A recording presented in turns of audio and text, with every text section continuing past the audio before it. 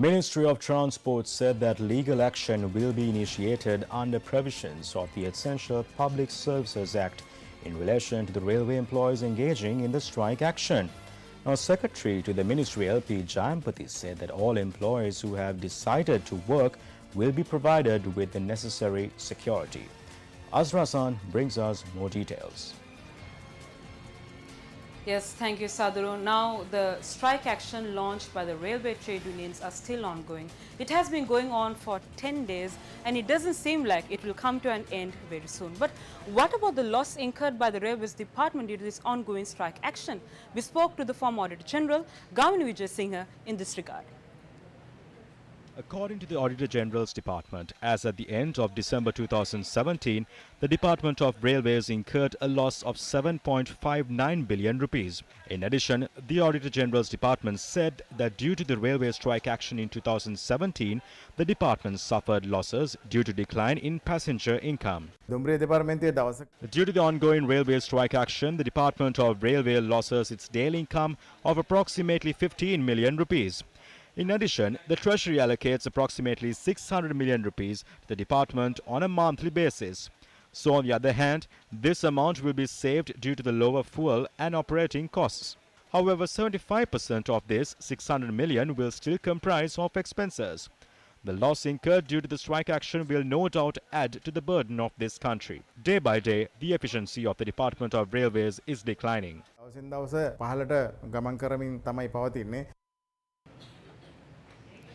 More than 150 million rupees for 10 days of this strike action, and that is also at a background when Treasury has been pumping 600 million rupees for the Railways Department. Now, we all know that we have graduates living in the country working for the state sector with lesser salaries, sometimes salaries of 30 to 40,000 rupees a month.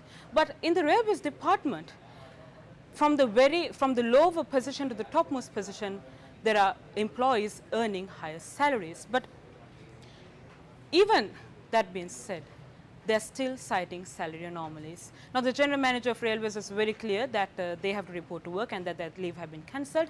And whoever defies these orders will be whoever defied these orders will be taken legal action against. But however, the trade unions still continue their strike action. But what we have to remind is that it is not the trade unions that will have to pay the consequences of this strike action and of this legal action taken against them. But we spoke to the minister in charge, the acting minister in charge in this regard, and let's see what they have done about this so far. Approximately 225 train operations take place on a daily basis. The Department of Railways said generally 40 of its train journeys take place during the weekdays, while 20 of its train journeys take place during the weekend. The Department of Railways said it earns a daily income of approximately 16 million rupees. Meanwhile, trade unions engaged in the strike action had this to say. The government, raising several allegations, are taking alternative measures to curb our trade unions.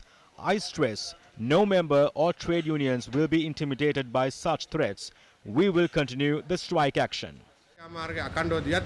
However, the Railway Technological Services Trade Union claims that there is no such salary anomaly. The trade unions engaged in the strike action are trying to pressurize the government and increase their salaries.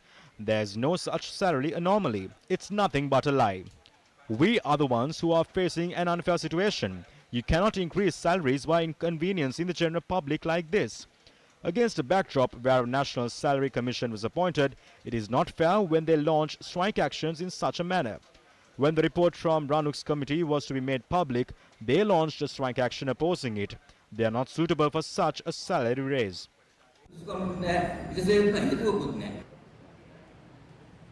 We now hear some contradicting views, but before moving further, let's take a look at what the minister had to say in this regard. An engine driver earns more than 300,000 rupees, a regulator is paid more than 250,000 rupees, and a station master is paid a salary of more than 200,000 rupees. The Department of Railways incurs a loss of 7 billion rupees annually. After earning a salary of more than 300,000 from tax funds paid by the general public, it is very unfair to inconvenience the general public and make them suffer like this. The trade union spoke to me yesterday requesting for another discussion.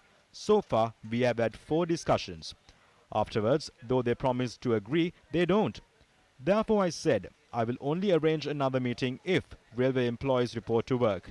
Meanwhile, I have instructed the general manager of railways to continue with the operations. The army commander held discussions with us and requested that permission be given to train a group of army officers as engine drivers. I approved his request. If the strike action continues on Monday, we plan to operate 30 trains and operate all trains as dual trains. Railway employees are gradually reporting to work. However, they are obstructed from reporting to work. 32 of 39 employees recruited on a contract basis did not report to work. I have given instruction to terminate these employees. ඒ වගේම කොන්ත්‍රාත් පදනම මත ඉන්න සේවකයන් ඉන්නවා 39ක් දෙනෙක් ඇවිල්ලා නැහැ. ඒ 32 දෙනාගේම කොන්ත්‍රාත් කාලය අවසන් කරන්න කියලා මම නියෝග දීලා තියෙනවා.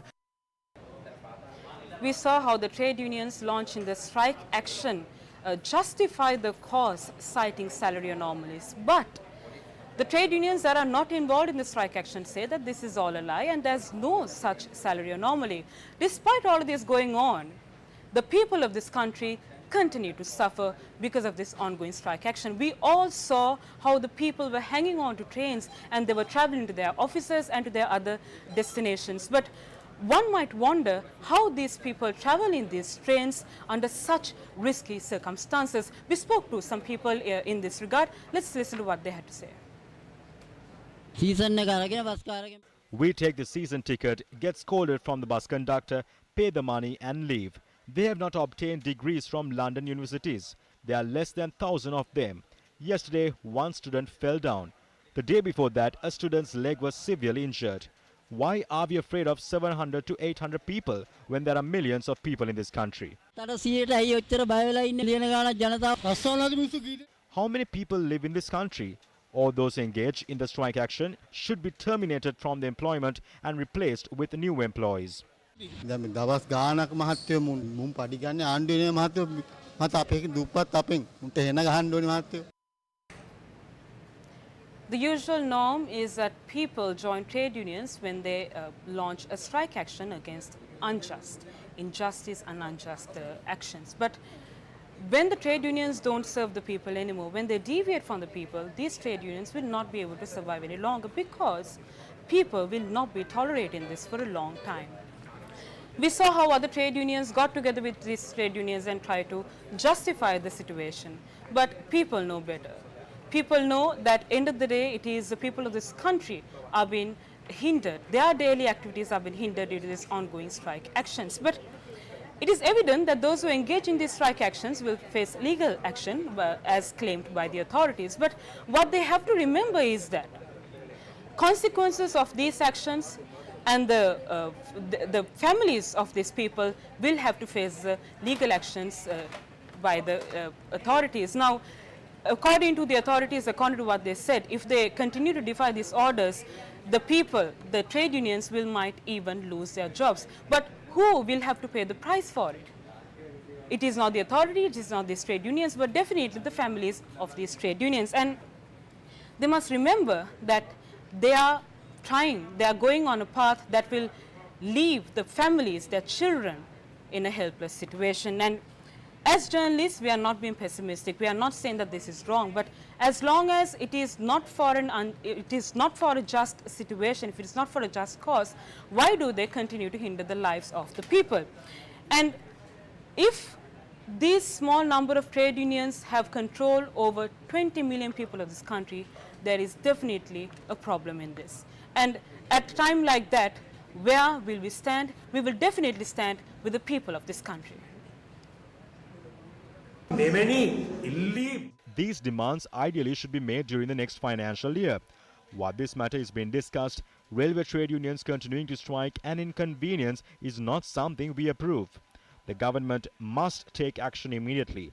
We believe the government delayed to take action in this regard. What is the approach of such trade unions? This is a major issue. To whose whims do such strike actions take place?